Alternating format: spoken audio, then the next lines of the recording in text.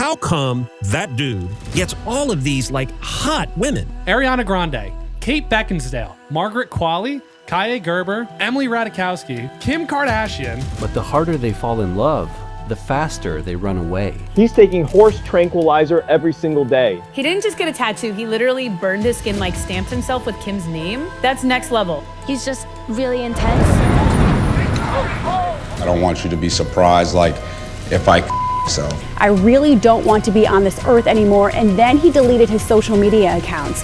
So what do women see in Pete Davidson? When you host SNL, the writers and actors on the show will pitch you ideas for stories. So you'll go, like, I went to Taryn's room first, and then I went to 80's room or something, and then I went to Pete's room. Yeah, I was just like listening to him pitch me ideas and stuff, and I was like, oh my God. Because Rashad was waiting for me outside to like take me to the next room. Was there a different energy about her? She said, I'm going to marry that man. You really said that? Just weeks after meeting, Pete and Ariana were engaged. Ariana couldn't get enough of him, drawn to a magnetic energy she couldn't explain. And for Pete, it was intoxicating. Overnight, he went from the young new comic on SNL to the fiancé of one of the biggest pop stars in the world. I feel like I won a contest. So sick. How are you handling it all right now? It's so funny walking down the street because like dudes are walking by and they're like, yeah. Like some dude came up to me, he was like, yo man, you like gave me hope. I was like, I didn't know I was that ugly. Oh my God, you are Jesus. That. Oh, no way. No, yeah, I'm a lucky motherfucker. The engagement put Pete on cloud 9. From the time he was little, he dreamed of just one thing. And now, it felt like that dream was finally within reach. My mom used to be like, what do you want to be when you grow up? And I used to be like, a dad. I always wanted to be a dad because I felt so crappy and I wanted to like make sure that a kid didn't feel that way or have to go through like what I went through. But just as Pete was getting ready for the rest of his life with Ariana got a phone call that would change everything. Rapper Mac Miller, age 26, died of an apparent overdose. Just weeks before Ariana met Pete, she ended a 2-year relationship with Mac Miller. When Mac died suddenly, the loss shattered her. Mental health is so important. People don't pay enough mind to it, into like what's happening inside. You know, I'm so sorry, I'm falling apart. Ariana was overcome with grief, and Pete found himself in the middle, doing everything he could to support his fiancée. I totally got it, because we were only together for a few months. She'd even tell you this. Like, I was like, listen, I was like, I get it, do whatever you gotta do, I'll be here. I literally said, like, I think I said I'll be here until, like, you don't want me to be here. She really loved the out of him, and she wasn't, like, you know, putting on a show or anything. She, that was up. Swallowed by her grief, Ariana called off her engagement to Pete. With his fiancée gone and his future dreams shattered, Pete began to spiral. Pete Davidson's public mental health battle. The actor appearing briefly on the show this weekend, hours after a startling Instagram post that led police to check on him. He posted that troubling message writing, I really don't want to be on this earth anymore, and then he deleted his social media accounts. His ex-fiancée, Ariana Grande, was so concerned that she rushed to the SNL studios. I was just like crying. I was just like, I always feel like the walls are gonna close in or something's gonna be ripped out. While Pete was struggling to keep his life together, Ariana spoke out in a shocking interview. Then my buddy told me, he's like, yo, I've recently heard that Ariana said she had no idea who you were and she just dated you as a distraction. Where did she say this stuff? To her friends in the confidence of her own home? No, she said it on the cover of Vogue magazine. It was one thing to lose Ariana to grief, but it was another to realize their entire relationship may have been nothing more than a distraction. For Pete, it reopened a wound he had spent his whole life trying to bury. My dad told me he was gonna pick me up from school on 9/11. I got picked up by my mom. She didn't tell me what was going on for like 3 days, and she kept telling me, Dad's at work, coming home, whatever. I had no idea. And then my mom was like, you're just grounded, you're not allowed to watch TV. And I was like, what? Like, I didn't do anything. And then one night I turned on the TV and I just saw my dad on TV. This is Ladder 118, a fire truck crossing the Brooklyn Bridge towards the 2 burning towers, not knowing this will be their last run. Okay, and they're like, these are all the firemen that are like dead and all that. I was like, and then I had to talk to my mom. And it was weird because like we didn't know he was dead for like 3 weeks. They were finding people, you know, they're pulling people out of shit, and there was just some sort of hope, and like it was just up and down, and so nobody knew the right way to deal with it. And you know, whether or not that's right or wrong, it still kid up. His dad was a comedian himself. Like he was the jokester in the firehouse, and Pete did everything with him.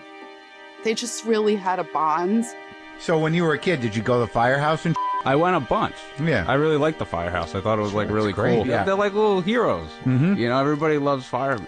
So then when did it really sort of like sink in? A lot of it I don't remember, but I know it was like probably a week or two where we were just like, everybody, you know. Devastated. Yeah. There's no way to replace that guy, you know, like he really took it really hard. I stopped going to the firehouse. Yeah, the New York way of dealing with things is like, your dad's dead, got a PS3 with the new Madden though. Yeah. You know, it's just distraction. Yeah. And then you never deal with it.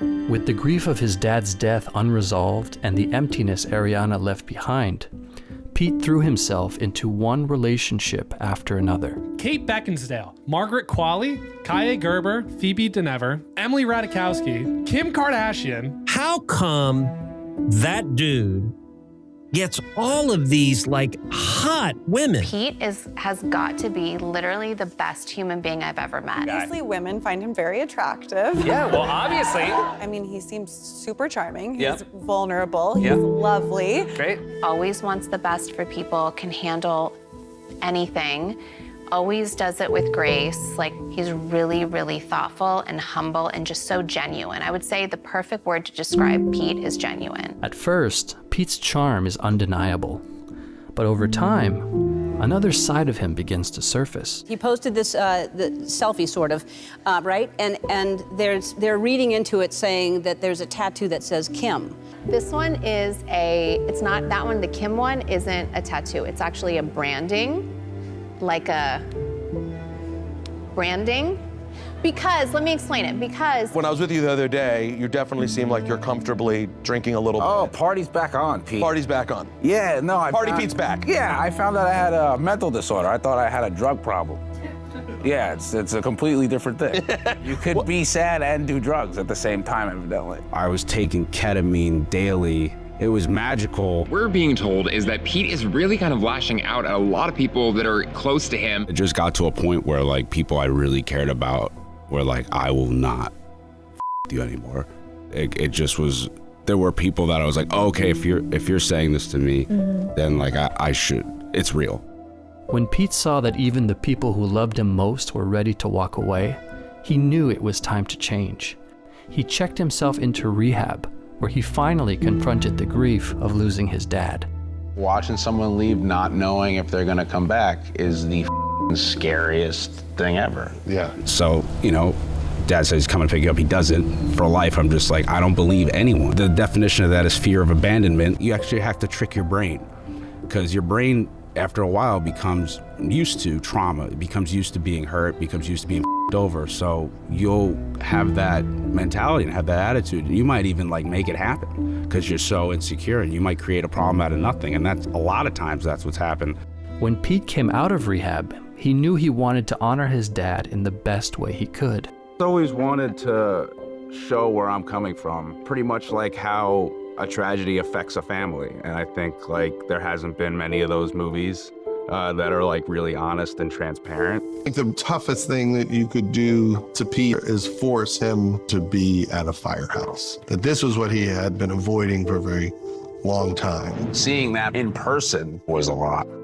It was a way for me to close a chapter in my life that has been kind of haunting and just following me like a shadow for quite some time. And to be able to deal with those issues at that magnitude on the big screen and share this story with other people really helped me. After confronting his trauma, Pete was ready to turn the page. He set out on a full cleanse, stepping away from harmful substances, women, social media, and even the tattoos that had once been his trademark. Now, you said you removed all your tattoos. What made you want to do that, and what was that process like? My tattoos sucked. They were all drug-fueled, and I was just looking at myself in the mirror once in rehab. For the first time when I was sober, and I was just like, oh no. Like, what did I do? I think tattoos are cool. I realize most people's tattoos are meaningful, and mine just weren't. So I started burning them off. After years of chaos, Pete stepped back into dating with a new sense of purpose, and his childhood dream finally came true. Very exciting news. You're about to be a dad. Yeah. I did it. You did it. No, if anybody who knows me, it's my dream to be a dad. So I'm so excited. Elsie's excited. I'm excited, to see her be a mom. When my girl told me she was pregnant, I felt exactly how I felt when I was like 7 or 8 years old. I'm in a really good place finally. It is tough, but yeah, it's worth it. It's worth it, and it's necessary. Like, you gotta grow. You all have to grow, always evolve. You're always evolving. Definitely. Yeah, you're always doing personal work, and you just want to be the best person you can be. But I hope people look back and they're like, oh wow, he turned it around.